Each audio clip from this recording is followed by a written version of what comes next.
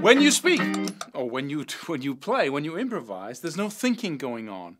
And some people say, "Oh, there is," because you have to think to play, right? You have to consider what to play, but there's no considering when you improvise, right? And very often there's no considering when you play a pre-recorded, practiced solo.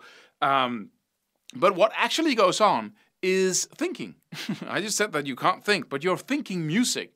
And it's exactly the same process in the brain, which is important to understand, that it's the same resources you use when you improvise as when you talk. That's why you cannot think and play and improvise at the same time, because you're using up that resource. So how is it like thinking? Well, it's just another language, and you're expressing emotion, and you're doing it real time, just like when I'm doing it now, right? I didn't record this or rehearse this. It's not scripted. It just happens because everything I say is because of what I just said. There's a context to it. It starts and it's ending. I'm talking about one thing now, right? I have a point here. And I try to explain that thing. And everything I say comes because of what I just said. It's a link, right? And it has a start and an end to it. When you improvise, every single thing I play because of what I just played. So you go ba-da-da-da-da-da-da-da. What do you want to play after that? Do we want to play oompa, oompa, oompa, oompa? No, you don't. You want to play da-da-da-da-da-da-da-da, ba-di-di-da-di-do-da-ba, whatever. It's that style of music, right? So you constantly, you talk with yourself, in other words. You develop sentences and phrases, and that's really enjoyable. That's because you cannot think. You cannot think about your problems. You cannot think about tomorrow or what happened. You have to be just present at what you do. And you have to master whatever it is that you do, because the second you fall out of it, the second your rhythm skills or your technical skills or something really sets a limitation to what you want to play, then you stop, right? And